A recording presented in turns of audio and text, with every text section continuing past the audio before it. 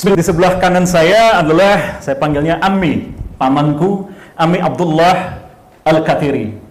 Kaifalukum? Alhamdulillah. Alhamdulillah. Alhamdulillah. Suaranya masuk ya? Ada pakai mic kan ya? Alhamdulillah. Beliau ini adalah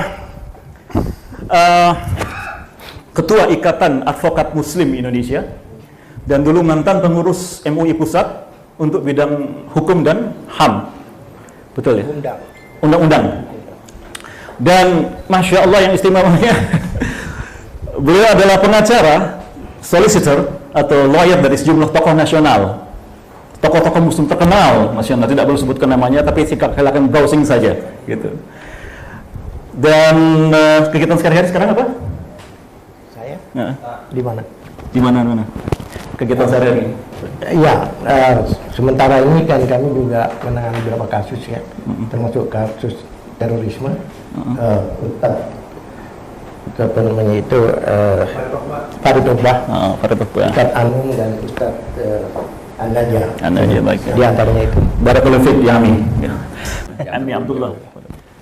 Bismillahirrahmanirrahim. Assalamualaikum warahmatullahi wabarakatuh. Assalamualaikum warahmatullahi wabarakatuh. Ya, terima kasih yang terhormat para Ustadz dan para hadirin semuanya. Ini pada sore hari ini, alhamdulillah yang cerah ini kita berkumpul di sini untuk membicarakan dan mendiskusikan situasi umat Islam saat ini yang berhubungan dengan resolusi PBB kemarin tanggal 15 Maret 2022. Kalau kita bicara fobia dulu. Fobia itu seperti dikatakan oleh host ini, moderator kita ini, fobia itu adalah takut yang luar biasa. Ketakutan yang luar biasa. Biasa orang kalau psikologi itu takut ketinggian, takut naik pesawat, takut darah, dan takut hal-hal yang memang mengerikan. Yang menarik, sekarang ini ada namanya fobia terhadap Islam.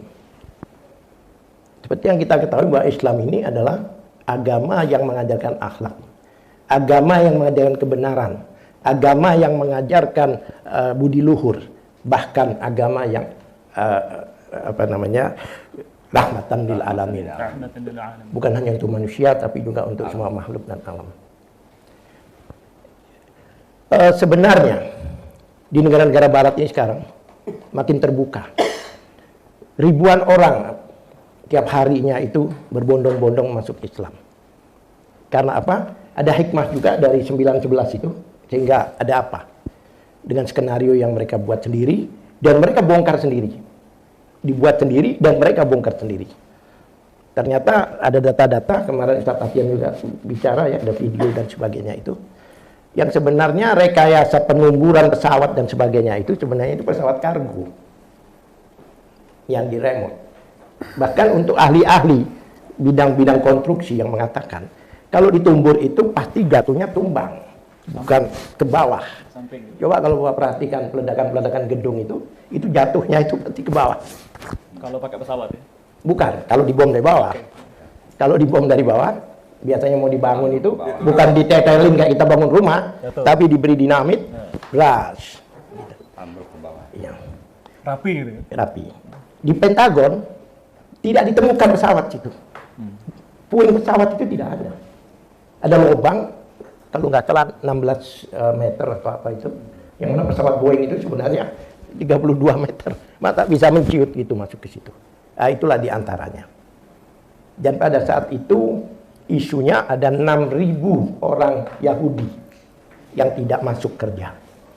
Apakah mereka itu absen? Apakah sakit? 6.000 loh. Bersama-sama. Itu semuanya sudah terbongkar. Apa tujuannya? Hanya satu. Untuk memframing bahwa Islam itu jahat. Islam itu tidak benar. Islam itu berbahaya. Yaitu untuk menciptakan, seperti Buya katakan tadi, adalah musuh bersama. Kemudian ditarik-tarik larinya ke teroris. Larinya. Sekarang nampaknya radikal-radikal udah gak laku lagi ini kayaknya. Kurang laku kayaknya, ya kan? Khilafah juga udah laku. Khilafah itu ada sistem pemerintahan, bukan ideologi. Kalau saya boleh katakan, ada sistem, ya kan? Makanya saya juga heran, yang buzzer itu katakan, lalu diserang khilafah dan sebagainya. Kemudian dia katakan bahwa Al-Quran itu tidak mengajarkan sholat dan sholat maghrib, sholat ini memang iya kita tahu itu, bukan kita tidak tahu. Memang itu diatur di sunnah, hadis. Oleh sebab itu kenapa kalau kita itu bersahadat, orang mau pinnya kita masuk Islam, itu selalu dua kalimat itu yang dibaca. Asyhadu an la ilaha illallah wa asyhadu anna Muhammadar Rasulullah. Itu satu kesatuan yang tidak bisa dipisahkan. Rasulullah ini kan didesain, kasarnya kalau bahasa sekarang Ustaz, di format, yaitu adalah orang yang memang untuk ditiru, memang untuk diikuti. Sehingga hadis itu adalah perkataan, perbuatan, dan takrir, yaitu persetujuan Nabi. Jika ada peristiwa pada saat itu yang Nabi diamkan, berarti itu masuk dalam hukum. Karena kalau memang salah, pasti ditegur oleh Allah Subhanahu wa Ta'ala. Itu masuk dalam takrir. Sekarang begini, buzzer makhluk yang namanya buzzer itu memang wajar ya. Kita siapa makhluk itu? Zaman presiden dulu tidak ada itu buzzer itu. Tapi sekarang kok ada. Dan buzzer itu masuk. Padahal sudah difatwa haram sama MUI. Iya. Ini MUI di sini. Saya dulu pengurus yang mulia ya Buya. Biasa di pengadilan panggil yang mulia gitu. Hakim biasa yang mulia kan. Iya. Jadi begini intinya. Kalau buzzer yang bicara masuk akal namanya buzzer. Dajjal tadi kan mungkin yang katakan saudara tadi, Bang Dani tadi. Tapi kalau sudah pejabat yang bicara tentang Islam, tanpa ilmu, coba bayangkan baru-baru ini dia mengatakan haram hukumnya menjalankan ketenagaraan Nabi Muhammad Rasulullah SAW. Siapa tuh? Ada. Saya sudah tulis itu. Saya counter itu. Bagaimana sesuatu yang sunnah yang memang harus ditiru, yang mana pada saat khalifah itu dilakukan ketenagaraan itu. Ya. Ahlan Ustaz. Ustaz Syarifan Nababan, Profesor, ahlan wa sahlan, semuanya mantan dubes kita. Fadal. Iya. Saya jadi lupa tadi. Afwan. Enggak apa-apa. Iya kan? Di zaman Rasulullah itu bukan hanya akidah dan muamalah aja diatur. Ketenagaraan itu diatur. Kalau kita lihat Piagam Madinah ini, itu berbicara tentang ketenagaraan, tentang negara, tentang emansipasi, dan dengan HAM. Dan jelas, komprehensif banget. Kok bisa ada orang mengharamkan? Ini yang saya bingung. Baru-baru ini ada seorang intelek lulusan ITB bisa mengatakan bahwa jilbab itu adalah pakaian gurun. Itu dosen saya itu. Ini mahasiswanya. Dan sudah saya bantah itu. Oh iya. Tulisannya. Oh, saya pikir bangga. Mantan dosen saya itu. Iya. Pak. Coba bayangkan, itu juga saya tulis. Coba bayangkan. Ada lagi yang mengenal suara azan. Dulu sudah dibawa suara azan itu masih enak suara kidung. Masih ingat ya? Iya. Ada seorang ibu yang terhormat mengatakan demikian. Terakhir ada lagi yang menyamakan suara azan dengan gonggongan. Astagfirullah. Kenapa dia tidak memberikan contoh-contoh yang positif? Padahal muslim gitu ya? Iya. Nanti lupa saya kalau dikasih. Saya udah tua ini. Kenapa tidak pakai binatang-binatang yang positif? Kicauan burung lah, bersamaan. Teriakan angsa lah. Kenapa harus anjing? Nah inilah apakah ini adalah merupakan ciri-ciri Islamofobia? Padahal orang kalau dinamakan anjing, itu marah. Jadi diatur gitu. Kalau saya bicara soal di Bali contohnya, Nyepi contohnya. Ya kan? Itu coba orang Islam toleransi banget kalau di sana itu kalau Nyepi harus matikan lampu, harus tidak boleh berusaha itu, ya kan? Tidak memikirkan kerugian mereka itu ikhlas. Karena apa? Karena ada yang melakukan ritual di situ. Kenapa hanya Islam yang diatur? Itu pertanyaan saya. Islamofobia ini sebenarnya awalnya sejak dulu Islamofobia itu. Sejak zaman Rasulullah sudah ada yang namanya orang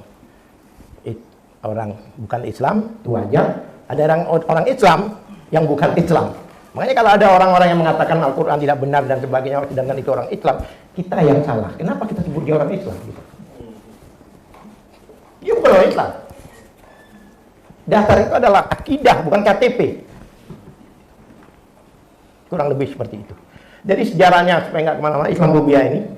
Jadi ada namanya suatu organisasi di Amerika, namanya Council on American Islamic Relations. Dia berjuang sejak 2017 sampai 2020 menentang kebijakan Trump. Dia bikin rilis-rilis di beberapa media-media terkenal, ya kan? Sampai yang rilis yang terakhir yang dia buat, yang sempat saya baca, itu ada kira-kira 35 yayasan atau organisasi-organisasi yang memberi sumbangan, menyalurkan dana sekitar 106 juta dolar. Berapa itu? Hanya untuk Islamophobia, untuk menghancurkan Islam. Sekitar 1,6 triliun itu. Dan disalurkan pada 26 organisasi-organisasi yang menyerang Islam. Itu data itu. Oleh sebab itu, alhamdulillah, kemarin Biden yang menang, Joe Biden, langsung semua kebijakannya Trump yang menyudutkan orang Islam cabut, diganti dengan No Ban Act, anti diskriminasi kebijakan itu. Dan itu disambut oleh anggota DPR sana, Senat, dari Partai Demokrat yang bernama Ilhan Umar, itu yang menyarankan bahwa mengajukan undang-undang anti Islamophobia dan diterima oleh Senat Amerika. Alhamdulillah. Jadi sudah ada itu ya? Sudah ada. Sebenarnya yang menekan PBB ini Amerika, betul nggak? Ya, guru saya. Ya.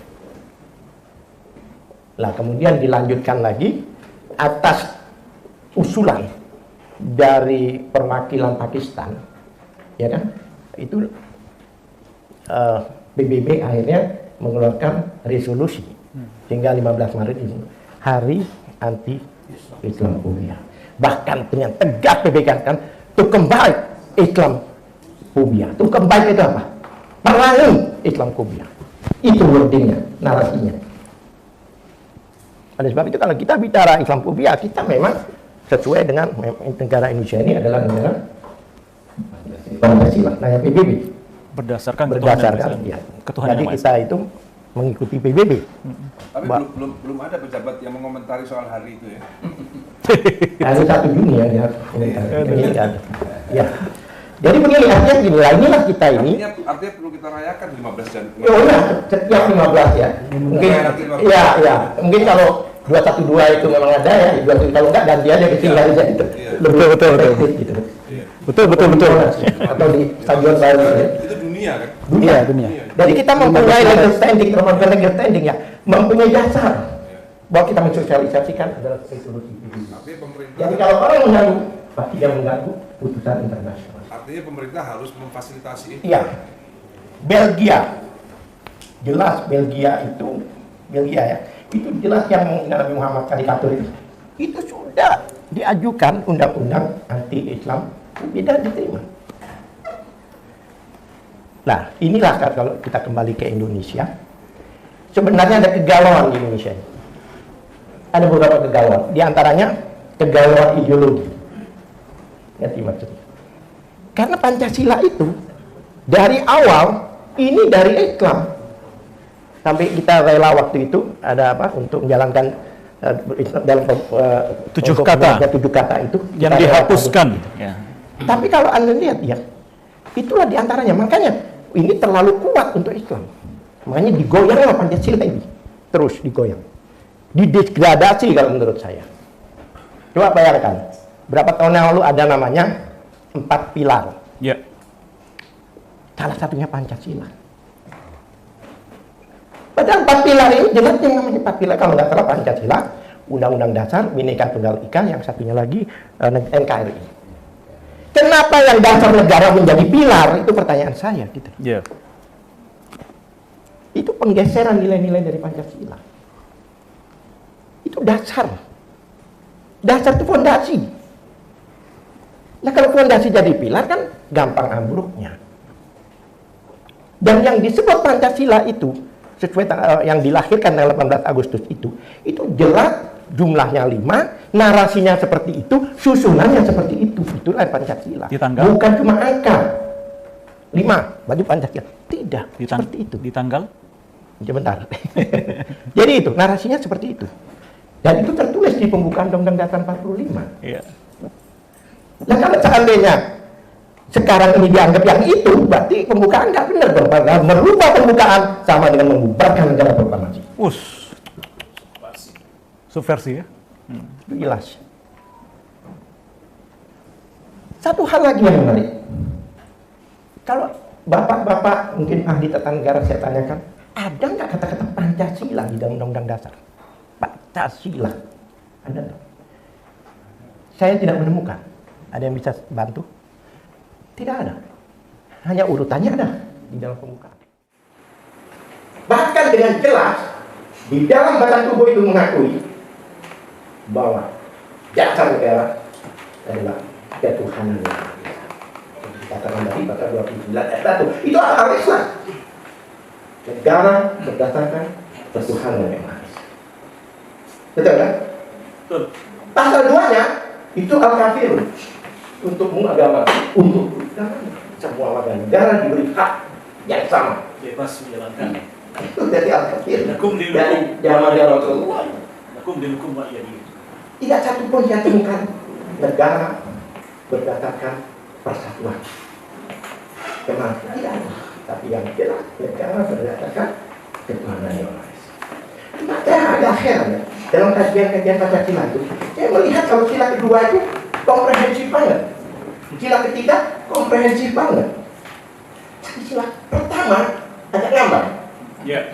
Jangan bicara soal ketuhanan, Maha Esa nya nggak dibahas. Iya. Coba, tapi detail bahasa ini apa maksudnya?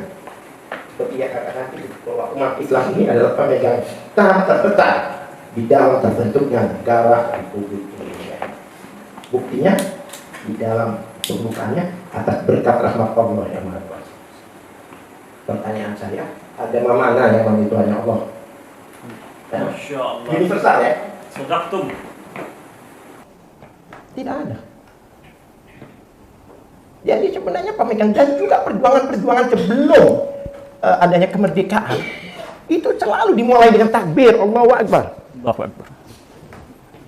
Bahkan setelah kemerdekaan waktu Inggris masuk, Bung Tomo itu memotivasi pemuda-pemuda Surabaya itu dengan ucapan Allah. takbir.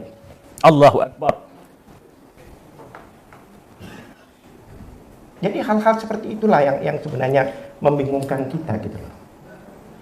Kenapa malah kita bilang radikal dan sebagainya. Bahkan banyak yang ditangkapi dan sebagainya karena saya pembelanya.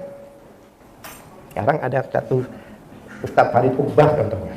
Saya melihat itu hanya dia berhubungan dengan ini, berhubungan dengan ini, berhubungan dengan itu. Itu aja antar hubungan. Padahal aturannya sendiri saya nggak lihat. Di mana larangan itu? Tetapi komunis jelas dilarang. Ada tap MPRS-nya, ada hukum positifnya, pasal 107A sampai 107F, jelas dilarang. Tapi masih ada beberapa kelompok bekerja sama dengan Partai Komunis Cina. Ini lebih parah kalau kita mau ngangkat. Jelas.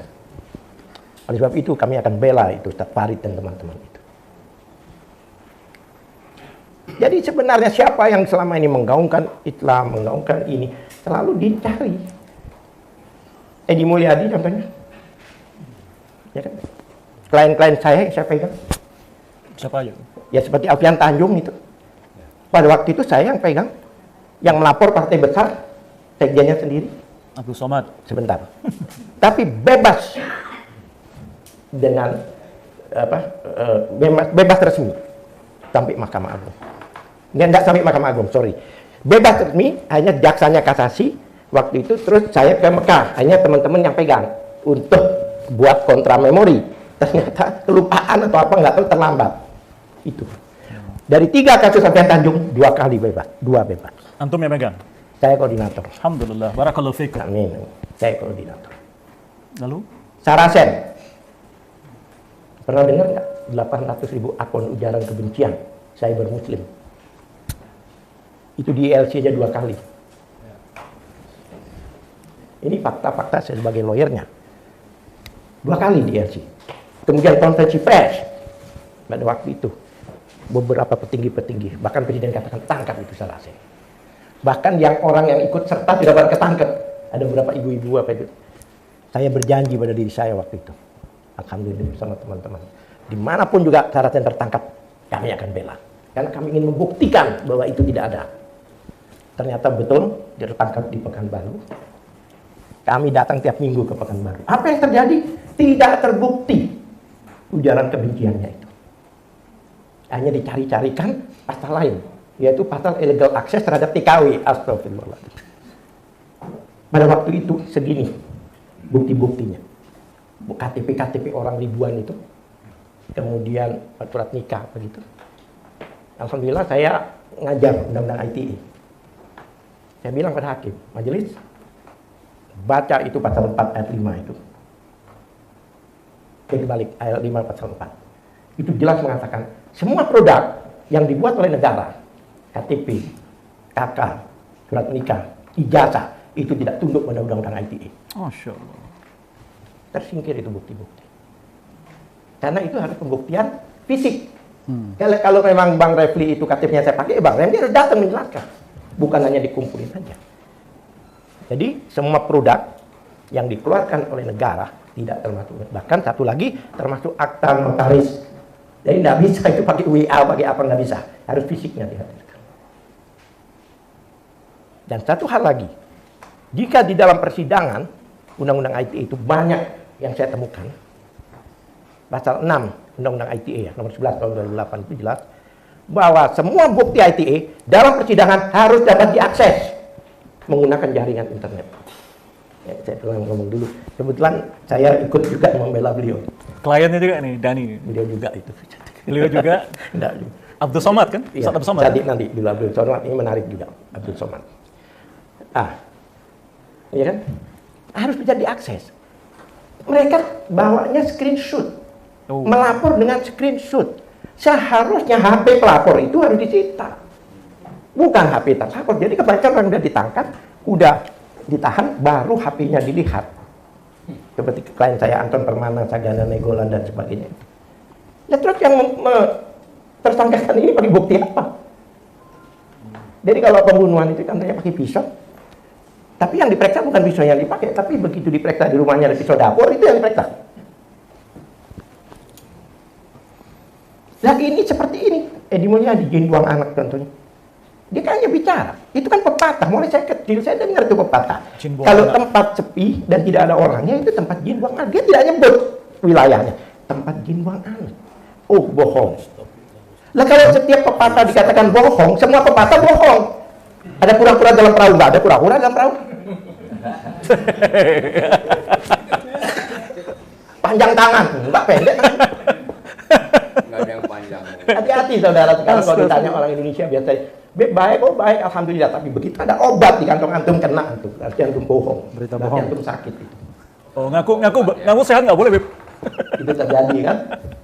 Karena orang ditanya sehat, bilang sehat, ditangkap. Padahal sunnahnya kalau ditanya kita alhamdulillah bi khairin kan ya. Itu kan sehat. artinya bagaimana kabar, jawabannya baik. Alhamdulillah. Tapi Baik. jangan lupa sebelum jawab sembunyiin dulu ada obat di kantong ini.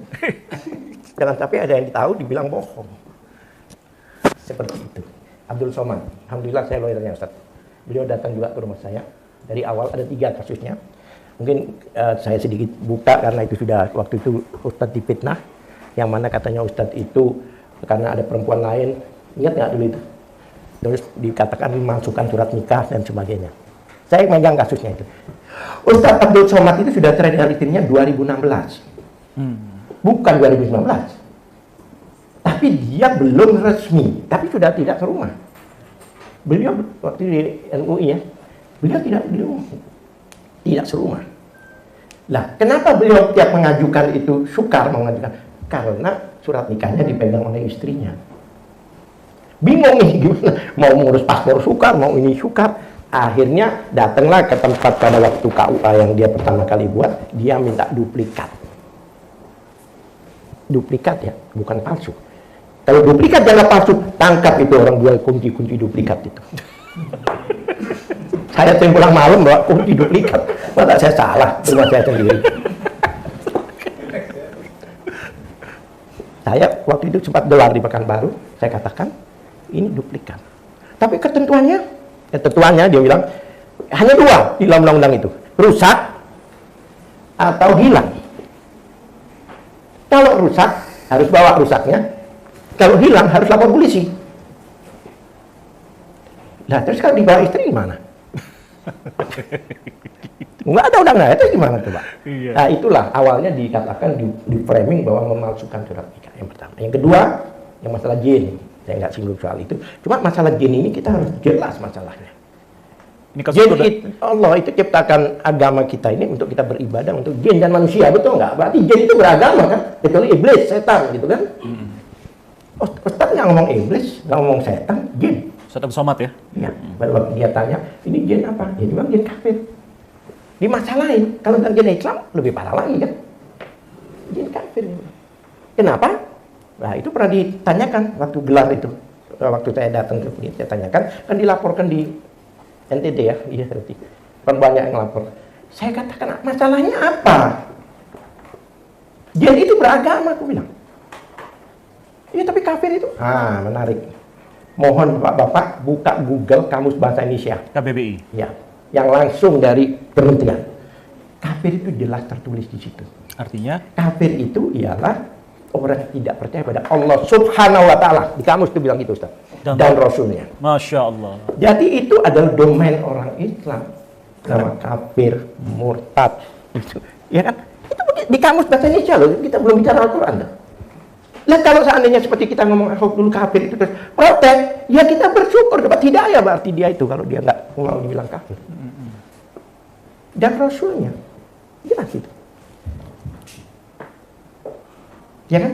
Kemudian ada, wah bagusnya non Muslim, ada satu sidang datangkan dari salah satu universitas, saya tidak singgung ya, dari ahli agama juga datang.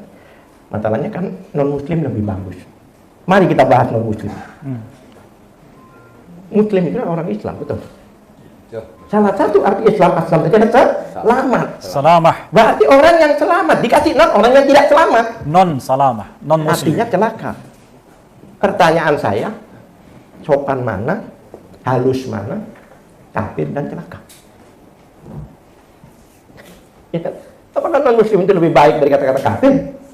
Kafir itu jelas ada di kamus bahasa Indonesia. Tidak. Ya, oke. Ini terlalu banyak. Kesimpulannya, saya akan karena sudah saya tuliskan di sini, saya agak panjang masalahnya. Maaf, saya bacakan, Ustaz.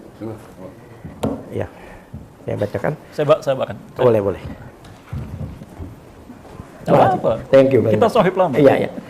4 langkah memberantas Islamophobia di Indonesia. Ini ke depannya. 1, pertama, mengubah pandangan dan sikap pemerintah dan berbagai elemen politik yang menjadikan Islam sebagai masalah bahkan musuh. Islam dan umat Islam sesungguhnya adalah potensi utama bagi kemajuan bangsa dan negara. Alhamdulillah. Pertama. Yang kedua, hentikan stigmatisasi Islam dan umat Islam sebagai radikal, intoleran, anti kebinekaan dan sejenisnya. Memberi stigma buruk hanya membuat umat tidak nyaman dan akan memasang kuda-kuda. Pemerintah dipastikan tidak akan mendapat dukungan. Merugikan sebenarnya. Betul. Karena mayoritas adalah Muslim. Ketiga, tidak mengarahkan narasi modernisasi beragama kepada moderasi agama kepada liberalisasi, sekularisasi atau pengambangan keyakinan keagamaan atau plotisme, kemudian menunggangi modernisasi untuk melumpuhkan Islam dan umatnya hanya menciptakan kegaduhan dan perlawanan. Moderasi. Iya, maksudnya moderasi untuk melumpuhkan. Keempat, membuat perundang-undangan, ini yang penting, dengan substansi anti-Islamophobia, memberi sanksi atas sikap anti-Islam baik dilakukan oleh umat lain maupun oleh umat Islam sendiri yang dangkal dalam pemahaman keagamannya. termasuk para buzzer yang gemar menista Islam dan menyakiti umat Islam. Sikap Islamophobia bertentangan dengan Pancasila dan mengganggu kerukunan hidup beragama, potensial untuk menjadi penoda agama dan lekat dengan kriminalitas ulama. Itu menurut saya.